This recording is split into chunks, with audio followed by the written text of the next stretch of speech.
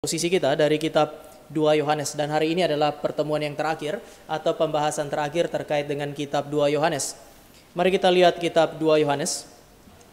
Selama beberapa minggu saudara dan saya sudah membahas dari ayat 1 sampai dengan ayat yang ke-11.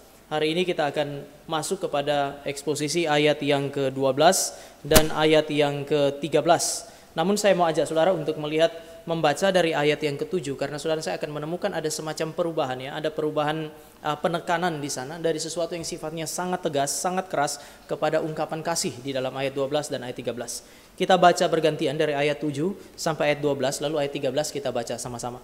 Bergantian dari 7 sampai 12, lalu 13 baca sama-sama. Saya mulai ayat yang ke-7. Sebab banyak penyesat telah muncul dan pergi ke seluruh dunia, yang tidak mengaku bahwa Yesus Kristus telah datang sebagai manusia. Itulah si penyesat dan antikristus.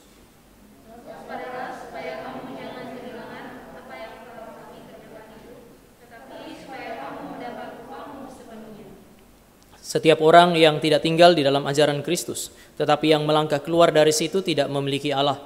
Barang siapa tinggal di dalam ajaran itu, ia memiliki bapa maupun anak.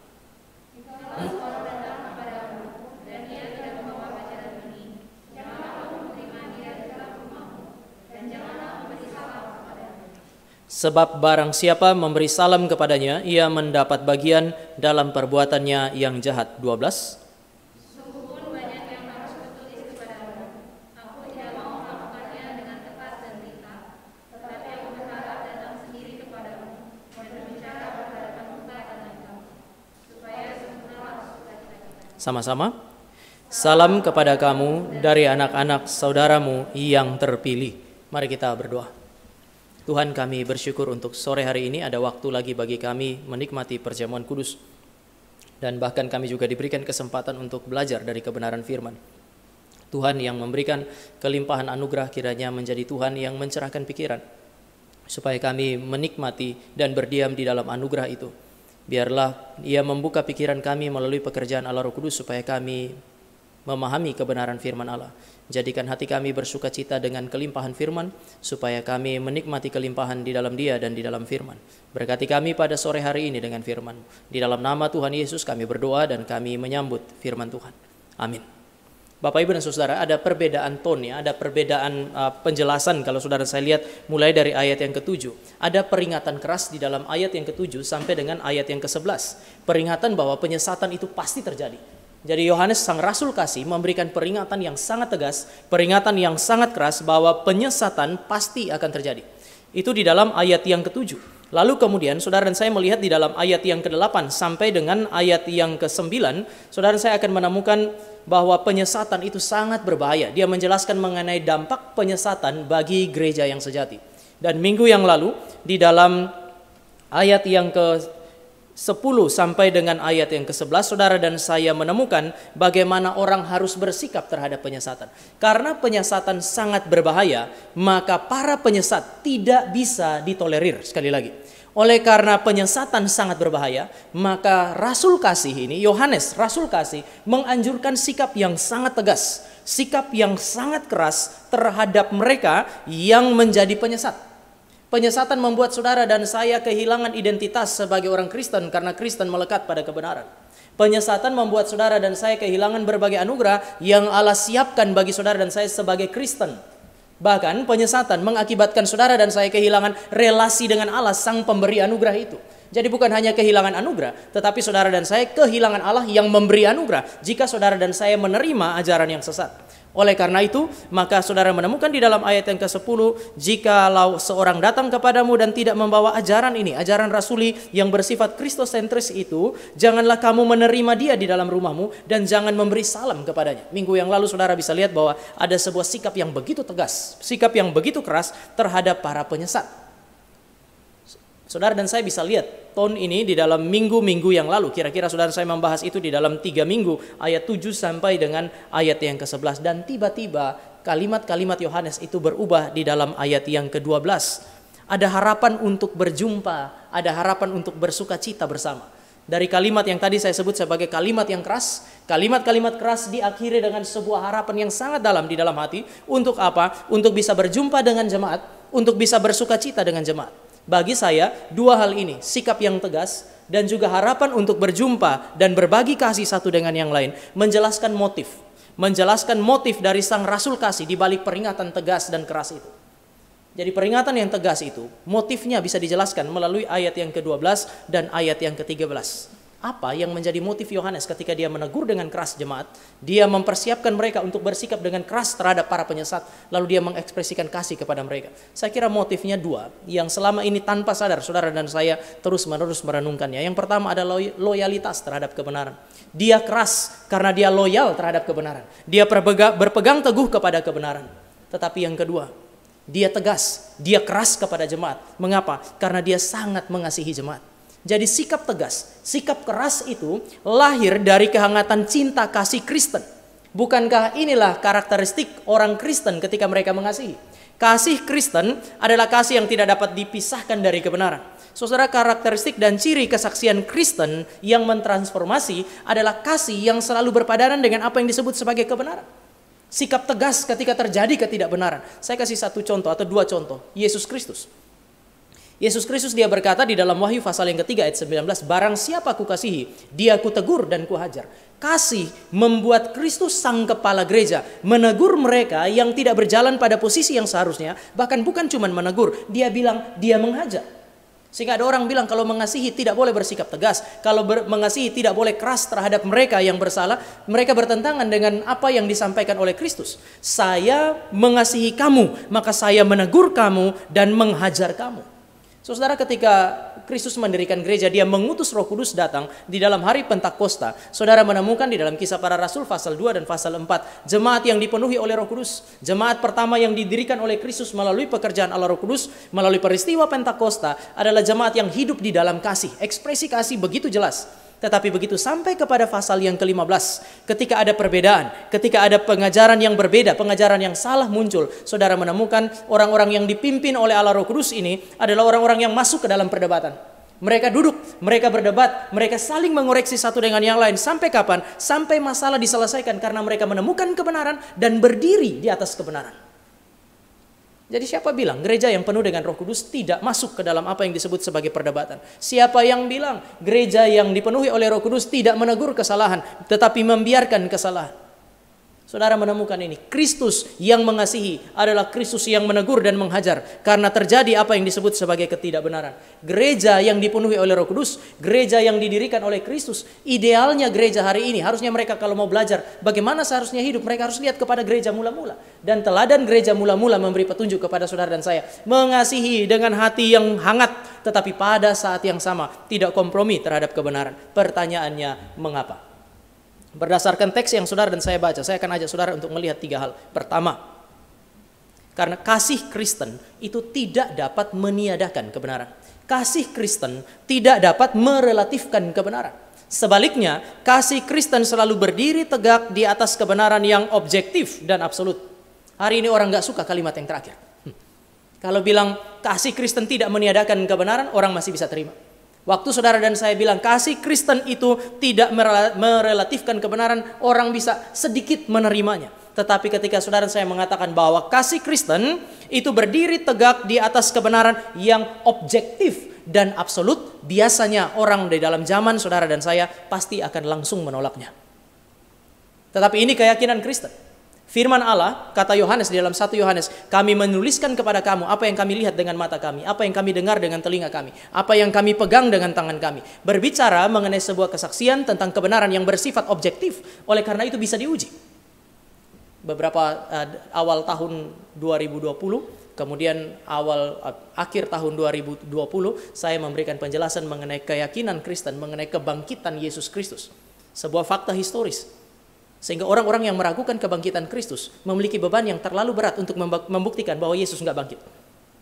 Kebenaran Kristen tidak sepenuhnya bisa dijelaskan dengan akal budi, tetapi tidak berarti bahwa tidak ada dimensi objektif daripada kebenaran-kebenaran yang ada di dalam keyakinan iman Kristen.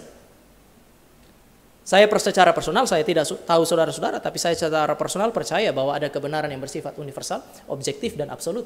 Meskipun saudara dan saya hidup di tengah-tengah zaman yang tidak mempercayai hal itu.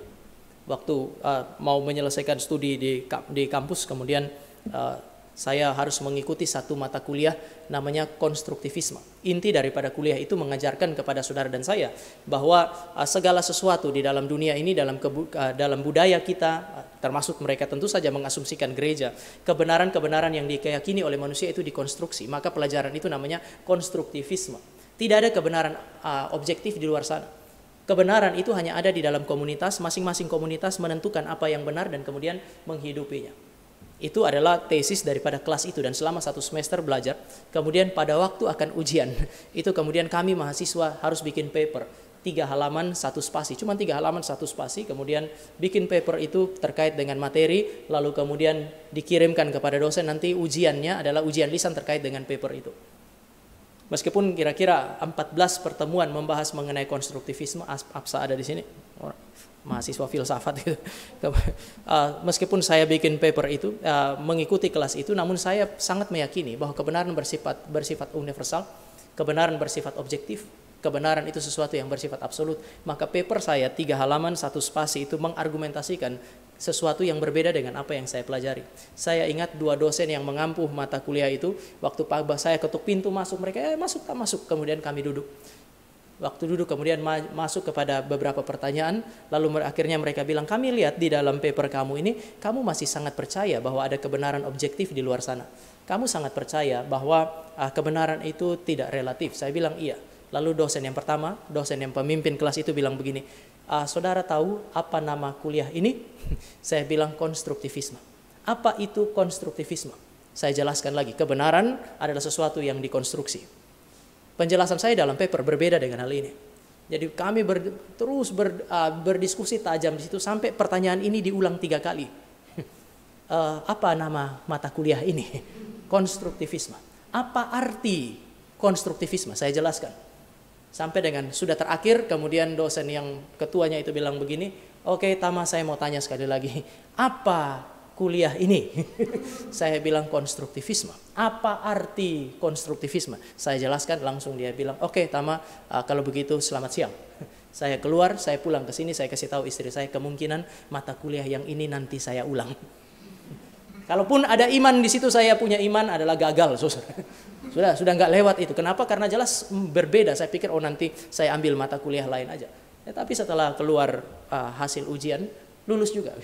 Salah satu yang membuat kami berdebat dengan tajam itu adalah persoalan, saudara tahu ilustrasi mengenai gajah? Kalau ada gajah, lalu kemudian ada beberapa orang buta yang nggak pernah lihat gajah datang, ada yang pegang kaki gajah. Yang pegang kaki gajah itu pegang gajah nggak ya? Yang pegang telinga gajah, apakah dia pegang gajah? Yang pegang ekor gajah, apakah dia pegang gajah? Bagi Bapak Ibu ya, bagi saya belum tentu. Bergantung bagaimana dia menjelaskan. Karena kaki gajah bukan gajah. Kalau dia bisa menjelaskan ini kaki gajah, ya sudah. Tapi kalau dia bilang gajah itu bentuknya seperti silinder dan kasar, itu bukan gajah. Lalu kemudian dia ngomong mengenai belalai, dia mau ngomong mengenai mata dan seterusnya. Mata gajah bukan gajah. Apakah benar bahwa itu mata gajah? Benar. Saya pribadi secara personal sangat percaya mengenai apa yang ditegaskan oleh relativisme juga, bahwa satu kebenaran yang sama bisa dilihat dari sudut pandang berbeda. Saya percaya itu. Namun saya tidak percaya bahwa kebenaran itu bersifat relatif. Sehingga waktu dia bilang, bukankah yang pegang kaki gajah itu pegang kaki gajah? Betul Pak, dia pegang kaki gajah, tapi bukan gajah kaki gajah itu. Tetapi benar kan itu gajah? Begini Pak, kalau Bapak bilang itu benar, berarti Bapak sudah lihat semua toh. Jadi Bapak adalah orang yang memberikan judgement. Apakah dia pegang telinga gajah itu betul-betul telinga gajah atau enggak? Bapak waktu dia pegang perut itu perut gajah atau enggak? Waktu Bapak berkata benar, berarti Bapak sudah lihat baik itu kaki gajah, telinga gajah, belalai gajah, semuanya Bapak sudah lihat. Lalu saya bilang inilah kelemahan daripada relativisme. Relativisme mengatakan semua relatif kecuali dia absolut. Semua harus relatif kecuali relativisme harus absolut. Ya saya bersyukur, maksudnya ya ini sesuatu yang saya imani. Kalau nggak lulus ya sudah, biar nggak lulus, nanti saya bisa cari mata kuliah lain yang akan meluluskan saya. Salah satu keunggulan filsafat di kampus kita, saudara yang UI, adalah mereka tidak terlalu peduli iman yang berbeda. Mereka hanya peduli argumentasinya. Sehingga saya bersyukur itu bisa lulus hari itu. Tetapi hari ini banyak orang Kristen berpikir bahwa kasih Kristen adalah kasih yang bisa terlepas dari kebenaran. Kasih Kristen sebenarnya tidak merelatifkan kebenaran, apalagi meniadakan kebenaran. Kasih Kristen adalah kasih yang berdiri tegak di atas kebenaran firman Allah yang saudara dan saya yakini objektif dan absolut. Oleh karena itu ketika berbicara mengenai kekristenan, saudara dan saya bukan hanya berbicara mengenai agama. Ketika saudara dan saya berbicara mengenai kekristenan, saudara dan saya sementara berbicara mengenai kebenaran ilahi, yaitu firman Allah yang menjadi fondasi iman. Ini kekristenan. Kebenaran yang menjadi fondasi iman. Kebenaran yang menuntun saudara dan saya kepada keselamatan. Jika saudara dan saya tidak memiliki iman yang sama sebagaimana yang dijelaskan oleh Alkitab, maka tidak ada keselamatan di dalam kehidupan saudara dan saya. Kekristenan itu perkara kebenaran. Kekristenan adalah persoalan kebenaran ilahi, firman Allah yang mengarahkan hidup saudara dan saya setelah keselamatan. Untuk apa? Untuk mempermuliakan Allah. Oleh karena itu, maka saudara akan menemukan sang pendiri gereja, sang pendiri kekristenan, yaitu Kristus yang saudara dan saya sebut sebagai firman. Kristus yang mengklaim dirinya sebagai kebenaran itu berkata kira-kira demikian, pilih aku atau mamon. Pilih aku sang firman. Pilih aku sang kebenaran atau mamon. Saudara harus memilih satu di antara dua. Jika saudara memilih Kristus sang firman dan sang kebenaran, maka saudara dan saya menikmati apa yang disebut sebagai keselamatan. Jika saudara dan saya tidak memilih Kristus, sang firman dan sang kebenaran, maka saudara dan saya terpisah dari kebenaran, saudara dan saya terpisah dari Kristus, dan inilah kebinasaan. Mari saudara kita lihat di dalam ayat yang tadi kita baca sama-sama, Matius pasal yang ke-5. Bukankah tertulis dengan jelas di situ? Matius pasal yang ke-5 ayat yang ke-10. Berbahagialah orang yang dianiaya oleh sebab kebenaran. Dianiaya oleh sebab kebenaran. Karena mereka lah yang empunya kerajaan surga. Ketika saudara dan saya pegang kebenaran, sangat mungkin saudara dan saya mengalami aniaya justru karena saudara dan saya berpegang kepada kebenaran, berkomitmen kepada kebenaran. Ketika kita mengkompromikan kebenaran, kita mengkompromikan hidup kita dan hidup di dalam dosa, mungkin saudara dan saya tidak mengalami apa yang disebut sebagai aniaya. Tetapi saudara perhatikan ini, orang yang dianiaya oleh karena kebenaran, mereka berbahagia karena mereka empunya kerajaan surga. Ketika saudara dan saya mencari kehidupan yang lebih mudah, kehidupan yang lebih nikmat dengan mengkompromikan apa yang disebut sebagai kebenaran, itu tanda saudara dan saya terpisah dari Kristus, sang firman dan sang kebenaran itu. Dengan demikian tidak ada keselamatan di sana.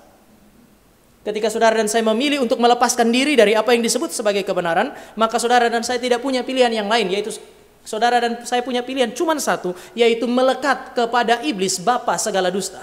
Tidak ada kehidupan yang netral di dalam dunia ini.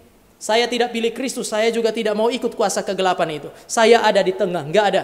Pilihan saudara hanya memilih kebenaran dan hidup benar, atau menolak kebenaran dan hidup tidak benar.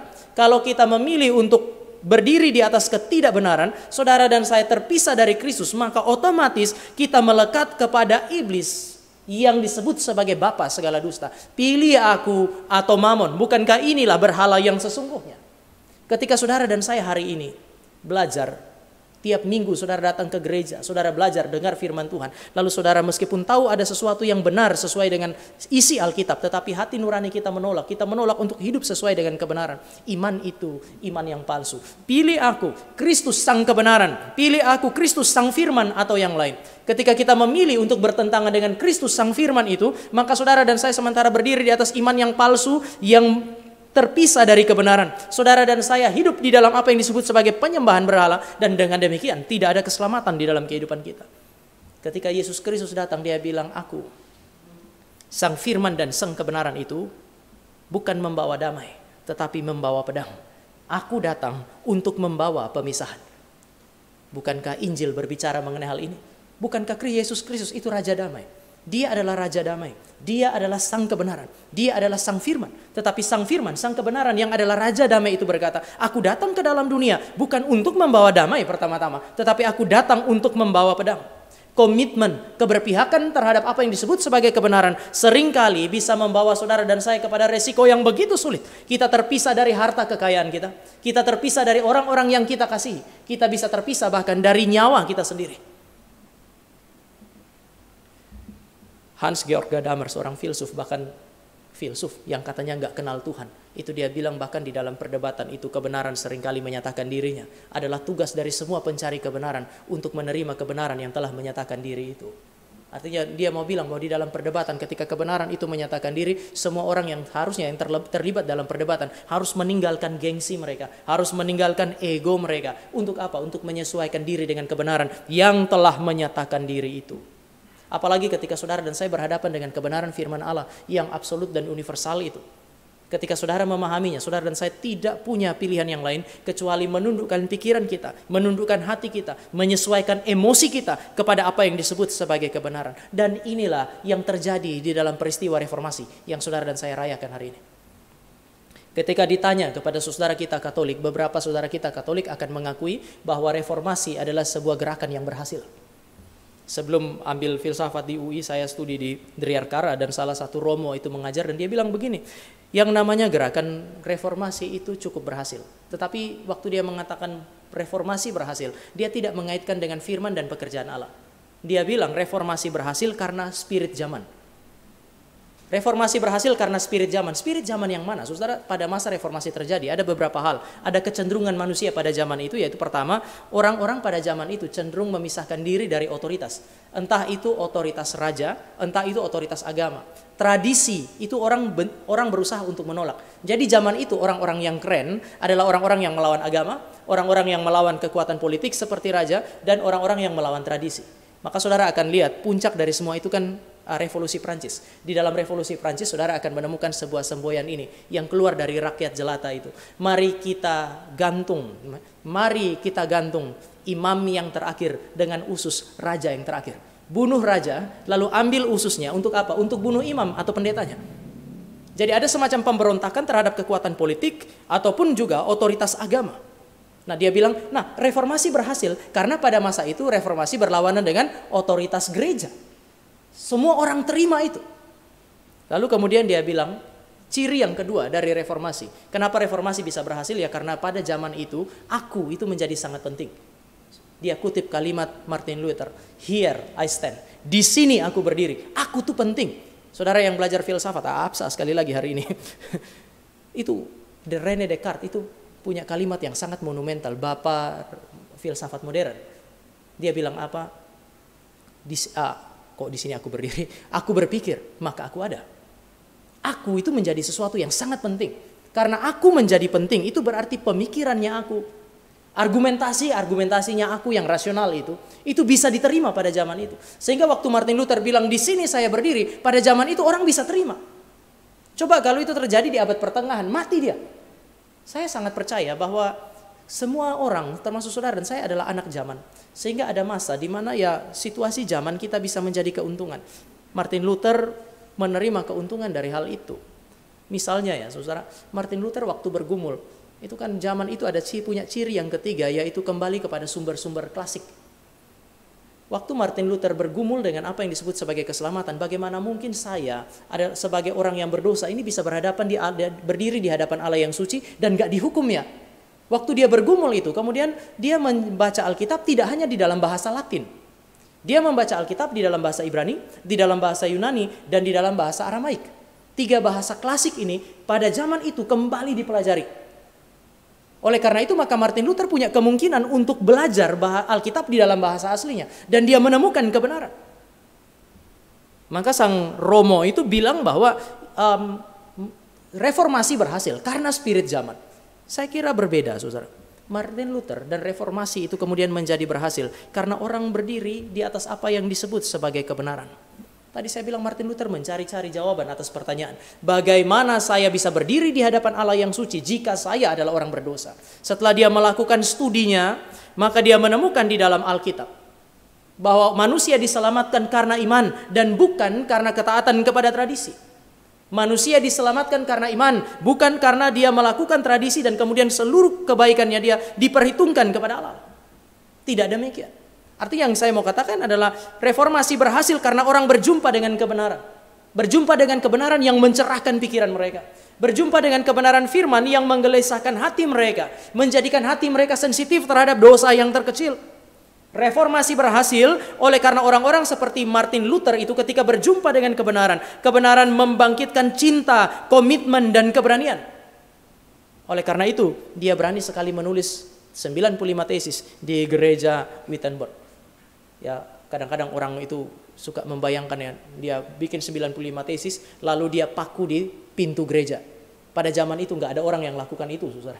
Tempat di mana Martin Luther memakukan 95 tesisnya adalah tempat yang biasa juga orang pada zaman itu taruh, semacam hari ini kita punya tempat pengumuman itu.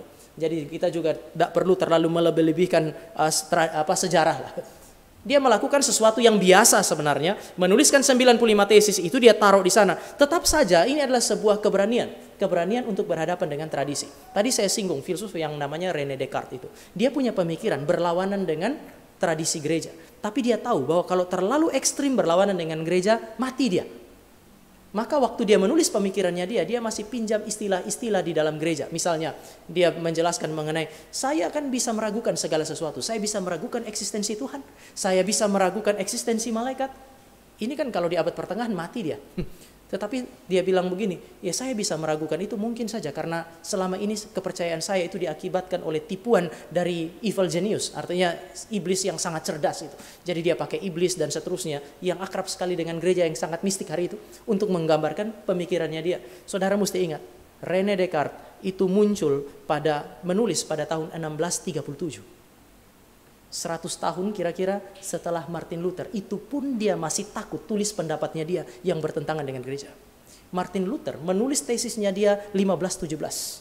Waktu dia disidang 1521. Pada zaman itu kekuatan gereja masih begitu besar, tetapi hati yang telah dicerahkan oleh kebenaran, hati yang disentuh oleh kebenaran, pikiran yang dibuka oleh kebenaran akan menggerakkan saudara dan saya berani untuk berdiri di atas kebenaran. Ini yang terjadi. Ketika dia disidang, dia mengakui bahwa semua tulisan itu punya dia. Pemimpin sidang bilang, apakah engkau mau menariknya? Saudara perhatikan jawaban ini. Kecuali saya diyakinkan oleh kesaksian Alkitab, saya akan menarik tulisan itu. Saya terikat oleh Alkitab, hati nuraniku ditawan oleh firman Allah. Aku tidak dapat dan tidak akan menarik apapun. Di sini aku berdiri. Here I stand. Ini yang dikutip oleh sang pastor tadi.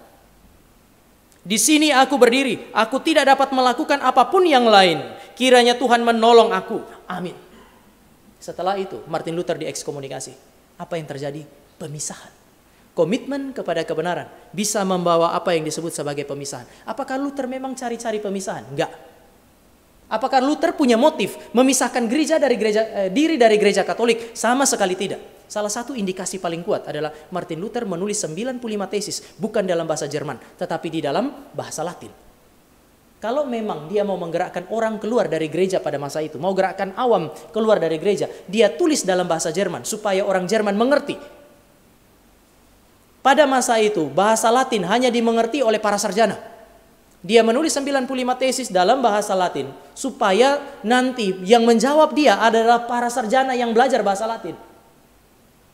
Maka nggak ada motif untuk memisahkan diri. Tetapi dia tidak mendapatkan jawaban yang memadai. Dia terus melawan dan akhirnya adalah pemisahan. Ada masa di mana saudara dan saya mencintai orang tertentu. Saudara dan saya mencintai mungkin dalam tanda petik benda tertentu atau sesuatu yang saudara dan saya begitu inginkan, begitu nikmat jika saudara dan saya bersekutu dengan dia. Oleh karena kebenaran, saudara dan saya akan dipisahkan daripadanya. Tetapi kalau saudara dan saya tidak berkomitmen kepada kebenaran, saudara dan saya bukan Kristen. Jangan pernah bermimpi mengekspresikan kasih dengan cara yang bertentangan dengan kebenaran. Karena kasih Kristen adalah kasih yang berdiri tegak di atas kebenaran yang objektif dan absolut. Mengapa Yohanes terlihat begitu keras, meskipun juga pada saat yang sama saudara dan saya lihat ini orang punya kasih begitu besar.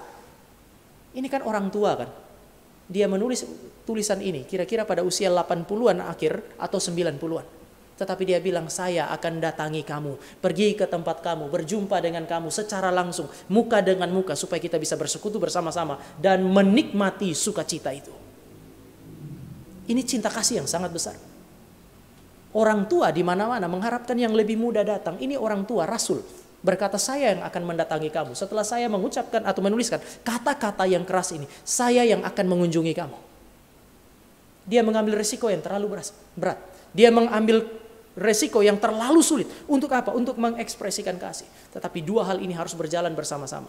Minggu yang lalu setelah Vikaris Grace khotbah, saya sampaikan kepada Bapak Ibu, orang Kristen tidak boleh hanya dikenal karena kasihnya. Sekali lagi, orang Kristen tidak boleh dikenal semata-mata hanya karena kasih mereka. Terlalu lemah. Orang Kristen harus dikenal karena kasih dan komitmen kepada kebenaran. Yang kedua, Apa yang sementara diceritakan Yohanes kepada saudara dan saya di dalam ayat yang ke-12 dan ayat yang ke-13. Saya mau ajak saudara mulai dari ayat 13. Salam kepada kamu dari anak-anak saudaramu yang terpilih. Saudara, kasih Kristen, yang kedua, kasih Kristen itu memiliki kekuatan untuk mengikat dan mempersekutukan orang-orang yang terpisah jauh. Ini kasih Kristen. Saudara dan saya bisa menjadi orang-orang yang terpisah sangat jauh, tetapi kasih Kristen menyatukan saudara dan saya. Secara emosional, secara psikologis. Meskipun saudara dan saya adalah Yahudi dan Yunani dalam terminologi Alkitab. Dua kelompok manusia yang berterpisah satu dengan yang lain. Kasih Kristen yang diinspirasikan oleh Kristus dan yang dikerjakan oleh Allah Roh Kudus di dalam hati saudara dan saya. Sanggup untuk mendamaikan Yahudi dan Yunani yang pada zaman itu sulit sekali untuk dipersatukan. Makanya gereja pada zaman itu terdiri dari Yahudi dan Yunani. Berdasarkan teks yang saudara dan saya baca hari ini. Gereja yang terpisah oleh karena jarak pun bisa disatukan oleh kasih Kristen. Mari kita lihat sekali lagi ayat 13, ada satu kalimat yang unik di situ. Saudara dan saya mesti bandingkan dengan ayat yang pertama. Salam kepada kamu dari anak-anak saudaramu yang terpilih. Sebenarnya ini kan berkaitan dengan ayat 1. Dari penatua, dari Yohanes, kepada ibu yang terpilih dan anak-anaknya yang benar-benar aku kasihi. Dari anak-anak saudaramu. Di dalam pertemuan pertama saya sudah memberikan penjelasan bahwa istilah ibu di situ bukan ibu secara hurufiah, namun gambaran kepada gereja penerima surat. Gereja lokal yang menerima surat dari Yohanes digambarkan sebagai ibu dan kemudian jemaat itu disebut sebagai anak-anak. Yohanes ada di dalam gereja yang berbeda, gereja lokal yang berbeda sebagai ibu. Dan jemaat yang ada di dalam gereja itu, gereja lokal itu disebut sebagai anak-anak. Maka ketika dikatakan salam kepada kamu dari anak-anak saudaramu, itu berbicara mengenai salam dari jemaat di mana Yohanes berdiam kepada jemaat yang menjadi penerima surat. Dua lokasi yang berbeda. Sangat mungkin mereka dipisahkan oleh jarak yang sangat kuat. Namun kasih Kristen selalu diwarnai oleh apa yang disebut sebagai relasi persaudaraan yang tidak bisa dihancurkan oleh jarak. Sebaliknya, kasih Kristen biasanya menarik saudara dan saya dari kecenderungan untuk mengisolasi diri, menembus tembok yang memisahkan kita, menembus jarak yang memisahkan kita. Maka saya tidak percaya kalimat ini, urus gerejamu sendiri, gak usah urus gereja orang lain. Biasanya ini yang terjadi kan, waktu terjadi saling kritik di dalam gereja, kalimat yang paling ampuh itu pertama, jangan menghakimi. Itu paling gampang. Padahal dia lagi menghakimi kita, katanya kita menghakimi dia kan. Jadi dia bilang jangan menghakimi, padahal dia lagi menghakimi juga pada saat yang sama. Ini omong kosong pertama. Omong kosong yang kedua adalah harus mengasihi sesama. Di poin pertama saya bilang tidak ada kasih tanpa apa yang disebut sebagai kebenaran. Tapi ada kalimat yang ketiga, jangan urus gereja orang. Jangan urus gereja orang, urus gerejamu sendiri. Betul, kalimat ini betul kalau urusan administrasi. Jangan urus orang MRI, jangan urus duitnya gereja lain. Struktur organisasi gereja lain, jangan urus. Tetapi di dalam urusan kebenaran, tidak ada yang menjadi privat di dalam gereja. Oleh karena itu Yohanes yang tinggal dalam jemaat yang berbeda, itu mengurus kehidupan terkait dengan kebenaran firman di dalam jemaat yang lain. Maka kita juga jangan terlalu cepat menerima kalimat ini, urus gerejamu sendiri. Jangan kritik gereja orang lain. Ini spirit yang berbeda sama sekali dengan Yohanes. Yohanes memberi petunjuk, dia tinggal di tempat lain, dia urus gereja orang lain ketika berurusan dengan kebenaran. Gereja harus saling mengasihi dan saling memperhatikan, bukan? Di dalam konteks saling mengasihi dan saling memperhatikan, gereja saling menolong, tetapi juga cara menolong itu bisa juga tampak di dalam saling mengkritisi. Supaya apa? Supaya saudara dan saya sama-sama berdiri di atas kebenaran. Saudara dan saya bersama-sama bertumbuh di dalam kasih. Sekali lagi, kita harus saling mengasihi dan saling memperhatikan. Tetapi kasih dan perhatian itu bisa tampak di dalam saling menolong. Waktu gereja kita mengalami kesulitan, jemaat yang lain dari gereja lain bisa tolong kita kok. Waktu jemaat lain mengalami kesulitan, waktu gereja di Palu tempo hari mengalami kesulitan, ya seluruh GRI juga janji iman dan kemudian berbagian kepada mereka. Kita tidak kenal mereka, namun saudara dan saya harus berbagian. Kita menolong karena kita tahu mereka bagian daripada tubuh Kristus. Waktu terjadi badai di NTT tempo hari, sampai hari ini beberapa gereja yang ada di Sumba dan beberapa pulau di NTT itu masih terus dibangun dan kita terlibat. Kita tidak kenal mereka. Saya orang Sumba, saya tahu bahwa tim aksi kasih GRI masih kirim bantuan ke Sumba sampai hari ini. Saya nggak kenal pendetanya, saya nggak tahu pendetanya, tetapi itu diupdate terus menerus dan semua orang meresponinya dengan sukacita. Kasih Kristen itu menembus jarak. Kasih Kristen itu tidak mempersyaratkan saudara dan saya harus saling kenal dulu, baru kemudian bisa saling menolong. Tetapi saudara dan saya juga ingat bahwa kasih Kristen itu tidak hanya diekspresikan di dalam konteks saling menolong. Kasih Kristen bisa diekspresikan di dalam konteks saling mengkritisi supaya melaluinya kita sama-sama berdiri di atas kebenaran dan kita sama-sama bertumbuh di dalam kasih. Sebab itu, Tuhan tidak menciptakan manusia sempurna, bukan? Siapa di antara saudara dan saya yang sempurna? Bahkan sebelum kejatuhan dalam dosa, Tuhan tidak menciptakan manusia sebagai ciptaan yang sempurna. Sekali lagi, Allah tidak menciptakan manusia sebagai ciptaan yang sempurna. Supaya apa? Supaya mereka keluar dari diri dan saling mengisi satu dengan yang lain. Kalau suami sudah sempurna, dia tidak butuh istri. Kalau istri sudah sempurna, dia tidak butuh suami. Ketika saudara saya menyebut diri kita sebagai gambar Allah, itu bukan hanya secara struktur kita gambar Allah, tapi ada dimensi lain. Dimensi yang sifatnya rasional. Sehingga relasi satu dengan yang lain ini kalau orang lain mau belajar bagaimana seharusnya menjadi sesama bagi sesama, harusnya mereka lihat di dalam gereja. Tadi malam saya share kepada jemaat sebelum waktu saya siapkan firman Tuhan ini di grup jemaat. Ada satu kalimat ini kan, penolong dan sahabat yang baik adalah orang-orang yang siap untuk menolong dan ditolong. Kalau saudara dan saya hanya mau menjadi orang yang menolong dan tidak siap untuk ditolong, kita bukan penolong yang baik. Kalau saudara punya pacar ya, yang katanya mau jadi penolong seumur hidup. Lalu seumur hidup dia hanya memberikan perhatian kepada saudara dan tidak siap menerima perhatian dari saudara. Sebaiknya jangan menikah dengan dia, karena dia bukan penolong yang baik. Sebaliknya, kalau sepanjang hidup saudara pacaran dengan satu orang dan yang dia minta hanya perhatian melulu, dan dia tidak pernah memberi perhatian kepada saudara, hati-hati, dia bukan penolong yang baik. Karena sejak pertama kali Allah menciptakan manusia, mempersiapkan mereka untuk menolong tetapi juga ditolong. Sebelum kejatuhan di dalam dosa, manusia itu sungguh amat baik. Tetapi dalam konteks sungguh amat baik ini, Allah waktu lihat laki-laki, Allah bilang apa? Tidak baik manusia itu seorang diri. Ini kan belum jatuh dalam dosa.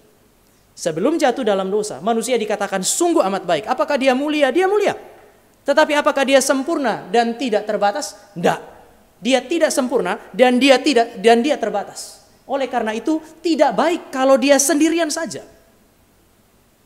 Sejak pertama kali Allah menciptakan manusia, bahkan sebelum jatuh di dalam dosa, Allah tidak menciptakan manusia untuk hidup di dalam isolasi.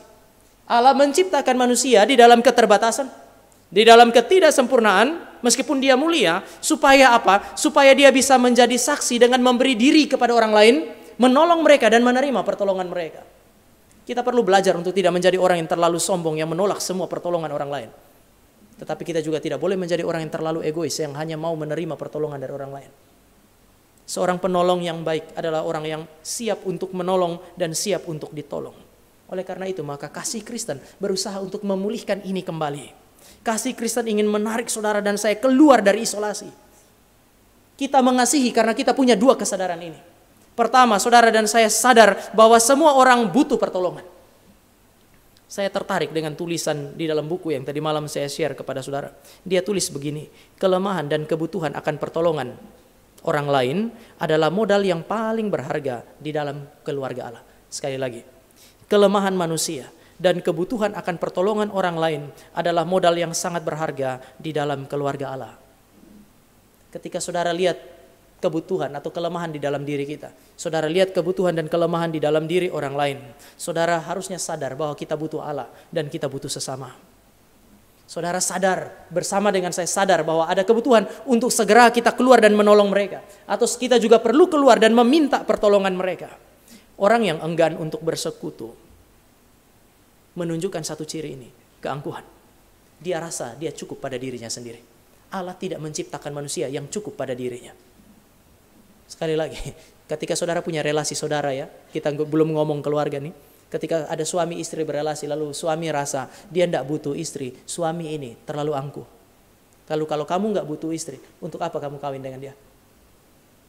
Istri juga sebaliknya. Ada istri yang bilang, tidak kawin juga, semua rumah ini saya bilang ngurus. Apakah iya? Anda tidak membutuhkan seorang laki-laki. Jika demikian, mengapa Anda menikah? Yang jomblo akan bilang, nah kan puji Tuhan. Tapi nggak begitu juga. Kalaupun Anda memutuskan untuk pada akhirnya tidak menikah dan Tuhan memimpin Anda untuk tidak menikah, Anda tetap butuh orang lain. Tidak ada orang yang tahu kapan dia mati misalnya. Gali kuburnya, masuk sendiri ke situ beberapa detik sebelum mati. Nggak ada itu. Saudara dan saya senantiasa membutuhkan orang lain. Maka di dalam konteks bergereja, saudara perlu ingat prinsip ini. Semua butuh penolong. Kelemahan, kebutuhan yang saudara lihat pada orang lain adalah modal yang sangat berharga di dalam komunitas kita. Di dalam keluarga Tuhan ini. Saudara dan saya keluar dari diri untuk menolong mereka. Dan satu saat, saudara memberi diri untuk ditolong oleh mereka. Saya pernah sharing dari mimbar ini. Salah satu bahaya saudara dan saya di dalam konteks GRI adalah ketidakrelaan untuk ditolong. Kita hanya mau menolong orang saja. Kita rasa kita cukup kuat untuk menolong. Waktu orang lain datang dan memberi diri untuk menolong kita, kita bilang nggak usah. Ini bukan kerendahan hati, ini kesombongan. Ini keangkuhan. Belajarlah bahwa semua orang butuh penolong. Tetapi prinsip yang kedua, saudara dan saya mesti belajar bahwa semua orang adalah penolong. Semua kita dicipta untuk menjadi penolong. Mari kita lihat di dalam 1 Korintus pasal 12. Ketika saudara dan saya menjadi ciptaan baru di dalam Kristus, kita semua dicipta untuk menjadi penolong. 1 Korintus pasal 12, kita baca sama-sama ayat yang ke-7.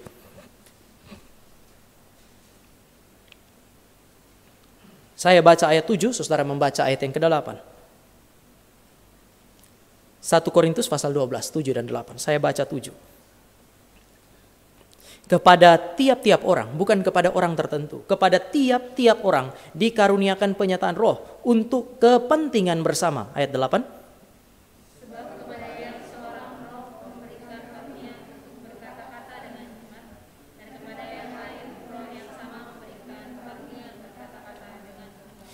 Setelah itu ayat 9 sampai dengan ayat 11 yang saudara temukan adalah berbagai karunia yang diberikan, karunia berbeda diberikan kepada jemaat. Untuk apa? Untuk menggenapi apa yang tertulis dalam ayat yang ke-7, untuk kepentingan bersama. Setelah saudara dan saya diselamatkan, Roh Kudus memberikan karunia yang berbeda kepada kita. Supaya apa? Supaya saudara dan saya bisa menjadi penolong bagi yang lain. Kita bisa melengkapi orang lain. Oleh karena itu kalau saudara dan saya menjadi Kristen dan enggan memberi diri untuk menjadi penolong bagi orang lain, ini mengerikan. Berapa banyak orang Kristen dengan kelimpahan kasih karunia Tuhan yang telah mereka terima, tetapi enggan untuk memberi diri dan kemudian mereka melayani. Saudara dan saya perlu belajar memberi hati kita, memberi bahu kita, memberi diri kita untuk menjadi dekat dengan orang lain dan kemudian melayani mereka. Kadang-kadang kita bilang saya ini orang biasa, tapi saya mau tanya di dalam hidup saudara dan saya, sampai umur sekarang ini, berapa kali saudara ditolong oleh ahli? Saya ini orang biasa saja. Ayo mari kita tanya.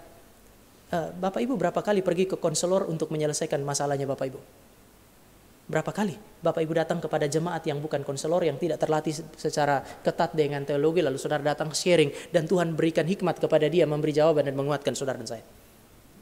Bukankah lebih banyak dalam kehidupan saudara dan saya bukan datang kepada psikolog, bukan datang kepada pendeta yang belajar dengan ketat, tapi mungkin di antara kita satu dengan yang lain saling belajar. Justru dari orang-orang biasa ini Allah sanggup untuk melakukan pekerjaan yang luar biasa besar untuk mengubah kehidupan kita, bukan? Maka saudara saya perlu berhenti untuk berkata saya nih biasa aja, saya tidak punya apa-apa. Kita menghina Roh Kudus yang memberi karunia. Saya tidak bisa apa-apa. Saya biasa saja. Enggak begitu. Saya kutip buku yang saya ajak saudara lihat tadi malam. Saudara perhatikan beberapa kalimat ini. Di era kita ini atau di zaman kita ini, kita banyak berkonsultasi dengan ahli, profesional dan spesialis. Saudara perhatikan ini, ahli, profesional dan spesialis. Kita banyak berkonsultasi. Namun apabila kita mengingat kembali saat kita mendapat pertolongan, kemungkinan besar kita akan melihat hanya sedikit orang yang ahli di antara orang-orang yang menolong kita. Siapakah orang-orang yang sudah menolong kita? Siapakah mereka?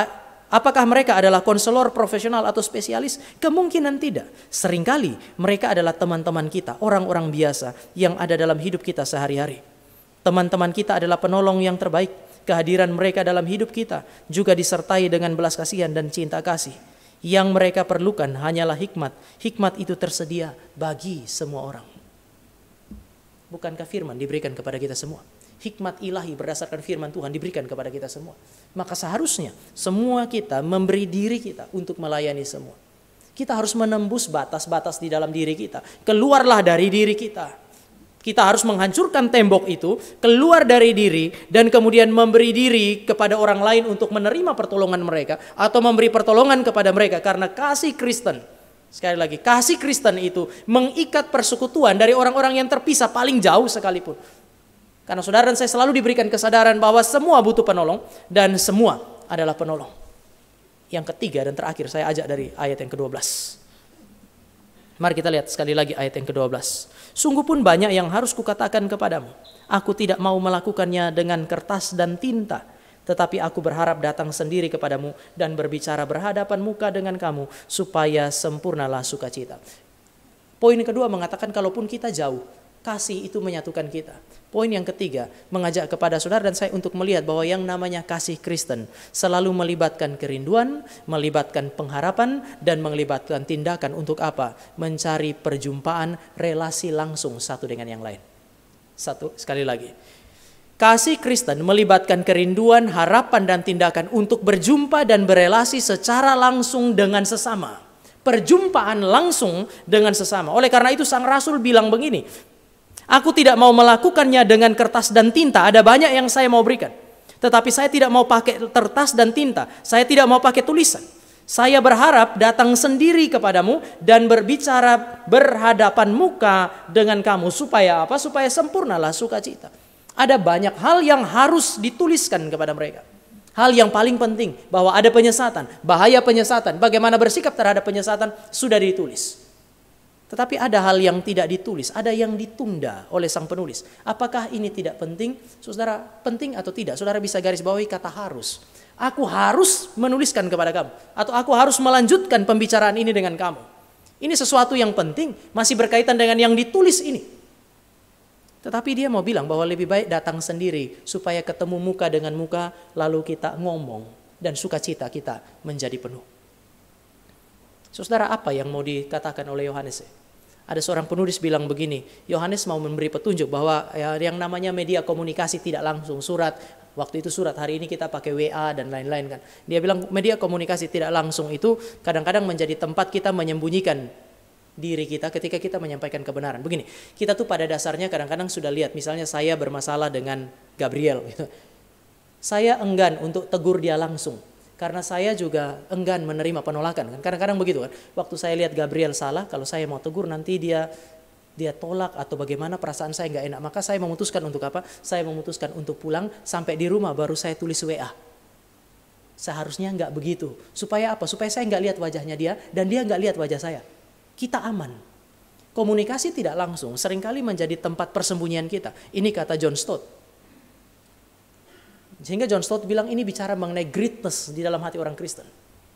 Kita pakai apa ya? Greatness itu apa ya? Semacam apa ya? Kerelaan untuk keluar dan kemudian berbicara apa adanya. Seringkali saudara dan saya nggak mau bicara apa adanya karena saudara dan saya takut ditolak. Tunggu nanti kita sudah jauh, sudah 100 kilo dulu atau sudah mau naik pesawat baru kemudian kita tulis. Orang pacaran mau ngomong putus susah sekali, nanti dia sudah di atas pesawat, sebentar lagi mau terbang kemudian dia ketik. Kayaknya saya tersinggung dengan, saya tidak setuju yang kamu katakan, jadi cukup sampai di sini ya. Kemudian pergi. Dia rasa dia aman. Tapi ada yang kedua, William Barclay dia bilang, Yohanes ingin mengakhiri apa yang disebut sebagai kesalahpahaman. Karena yang namanya tulisan bisa disalahpahami. Satu tulisan yang sama, saudara. Kalau kita ngomong, ada nadanya, itu kan bisa punya makna berbeda. Tetapi kalau orang ngomong kan nggak ada nada, nggak ada ekspresi. Meskipun di WA kita ada emoticon, itu pun masih bisa disalah tafsir. Kalau saudara tanya, Tam lagi makan apa? Lalu saya bilang, lagi makan daging anjing, saya lagi makan babi gitu ya. Saudara nggak marah kan ya? Tapi kalau saudara tanya, Tam lagi makan, lagi ngapain? Lagi makan babi. Wah itu saudara marah itu. Satu kata yang sama, satu frasa yang sama. Lagi makan babi, itu beda loh. Maka untuk menghindari salah persepsi menurut William Barclay, maka dia bilang saya mau berjumpa dengan kamu. Tapi saya kira ini bukan alasan terpenting. Kenapa? Karena saudara dan saya sadar bahwa 66 kitab terlalu banyak yang diekspresikan melalui tulisan. Kalau memang tulisan itu selalu bisa disalah persepsi, maka Alkitab tidak ditulis dalam bentuk tulisan seperti yang kita punya hari ini. Jadi apa alasannya? Saya kira ini alasannya. Persekutuan di dalam gereja. Sukacita Kristen paling baik ditata dan dipelihara di dalam relasi personal muka dengan muka. Sekali lagi, persekutuan di dalam gereja, sukacita Kristen paling baik ditata dan dipelihara di dalam relasi personal muka dengan muka. Oleh karena itu maka saudara dan saya akan selalu menemukan semua kata gereja di dalam Alkitab. Saudara boleh cari perjanjian baru, semua kata gereja dalam perjanjian baru pasti bermuara pada persekutuan gereja lokal di mana jemaat selalu berjumpa muka dengan muka. Gereja-gereja Injili selalu berusaha untuk berbicara mengenai gereja universal. Kita terhubung satu dengan yang lain di dalam Kristus. Jadi persekutuan itu adalah persekutuan roh. Betul. Tetapi setiap kali Rasul berbicara atau penulis perjanjian baru berbicara mengenai gereja, mereka tidak hanya berhenti pada relasi yang virtual itu. Semua percakapan mengenai gereja dalam perjanjian baru selalu bermuara, selalu berakhir pada relasi antar manusia di dalamnya. Kasih Kristen, sukacita Kristen, persekutuan di dalam gereja selalu lebih baik kalau ditata dan dipelihara di dalam relasi personal muka dengan muka. Bapak Ibu dan Saudara, tulisan Rasul dan pemimpin-pemimpin gereja pada masa itu diakui otoritasnya. Sekali lagi, tulisan para Rasul dan orang-orang yang menulis perjanjian baru diakui otoritasnya sehingga hari ini masih diakui sebagai firman. Kita hari ini menerima Alkitab sebagai firman karena Rasul yang menulisnya. Kita hanya menerima karena gereja sebelumnya yang berjumpa dengan Rasul tahu bahwa itu firman. Kita menerima dari mereka. Maka otoritas sebagai firman itu tidak berkurang meskipun ditulis. Pada masa itu, surat para rasul adalah substitusi atau pengganti bagi ketidakhadiran mereka. Jadi sebenarnya kalau Yohanes mau, ya tulis aja suratnya agak panjang, tambah satu pasal lagi. Tetapi Yohanes tahu bahwa sukacita di dalam perjumpaan muka dengan muka itu tidak tergantikan. Dalam kondisi mendesak dan tidak bisa tidak, dia tulis satu pasal. Karena penyesatan sudah terjadi begitu masif di dalam gereja, dia tulis satu pasal lalu kemudian dia kirimkan kepada mereka. Tetapi dia tahu bahwa ada hal-hal yang bisa ditunda. Dalam situasi normal, kondisi terbaik yang harus diusahakan adalah perjumpaan muka dengan muka. Saudara nggak bisa ganti hari ini ibadah gereja, persekutuan gereja, semuanya virtual, omong kosong. Jangan lebih hebat dari Rasul.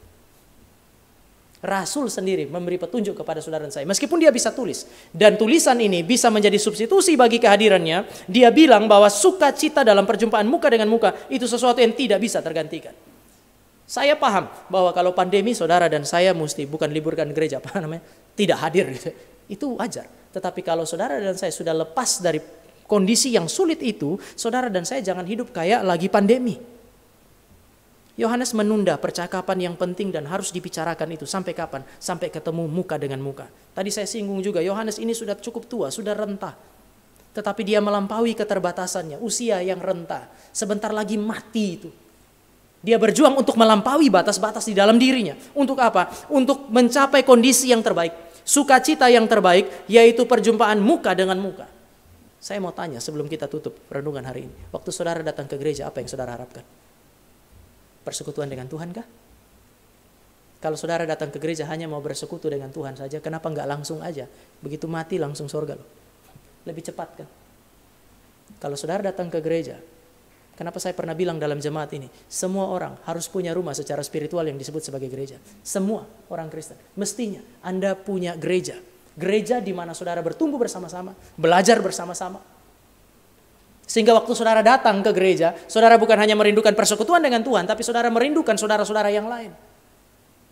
Biasanya kita di gereja ini karena hari ini konsep kebersamaan di dalam gereja itu terus menurun, maka kita menjadi terbiasa dengan ketemu orang lalu kemudian kita bilang, tumben datang. Itu tuh sebenarnya tidak boleh terjadi loh. Ini kayak kalau saya pernah itu di PA itu seperti kantor pos tuh.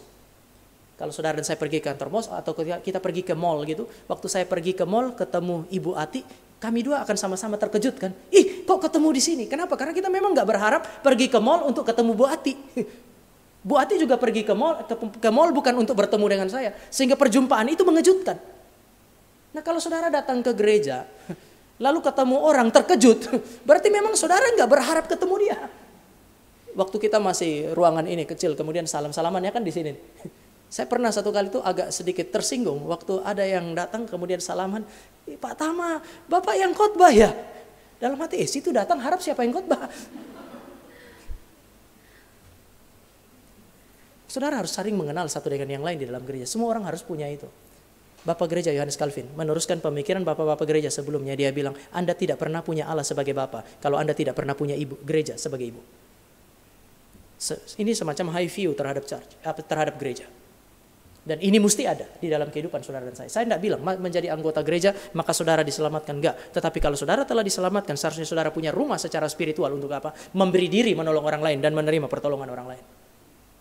Ada ruang, ada rumah di mana saudara dan saya rindu pada hari Minggu, hari Sabtu itu mempersiapkan diri datang ke gereja, bukan hanya jumpa dengan Tuhan, tapi saya datang karena saya mau berjumpa dengan si A, si B dan bersekutu bersama-sama. Itu seharusnya ada. Tentu saja saya bilang, saya bisa akui bahwa di dalam gereja itu ada orang-orang yang menjengkelkan yang membuat saudara enggan untuk datang ke gereja. Datang ketemu dia. Justru saudara sudah bisa antisipasi kan? Aduh, datang maunya ketemu Tuhan, tapi ketemu satu itu tuh rasanya nggak ketemu Tuhan deh. Tetapi poin kedua tadi, saudara saya harus melampaui batasan itu. Saudara dan saya harus melampaui garis itu. Supaya kita memberi diri bagi dia, melayani dia, dan memberi diri kepada dia untuk dia kemudian melayani kita. Ini gereja. Kalau enggak, orang di luar sana tidak melihat bagaimana seharusnya menjadi sesama bagi sesama. Yohanes menutup surat yang sangat keras ini dengan perintah atau semacam dorongan bagi saudara dan saya untuk saling mengasihi, dan kasih senantiasa terekspresi di dalam relasi perjumpaan muka dengan muka. Cukupkah saudara dan saya terrelasi dengan Kristus secara, saya pakai istilah spiritual, virtual itu? Gak cukup. Yohanes bilang gak cukup. Maka orang tua renta yang sebentar lagi mati ini, dia bilang, saya akan berusaha ke tempat kamu supaya sukacita kita menjadi penuh. Kiranya firman Tuhan ini boleh menjadi berkat bagi saudara dan saya. Mari kita berdoa. Kami bersyukur kepadamu untuk kasih karunia yang diberikan kepada kami. Kami bersyukur untuk keselamatan di dalam Kristus. Kami bersyukur untuk rasul dan nabi yang diinspirasi oleh Allah untuk menerima firman. Kiranya kasih karunia Allah memperlengkapi kami sehingga kebenaran firman yang kami pelajari boleh menjadi kekuatan yang mengubah kehidupan kami. Ini doa dan permohonan kami. Di dalam nama Tuhan Yesus kami berdoa dan menyerahkan hidup kami. Amin.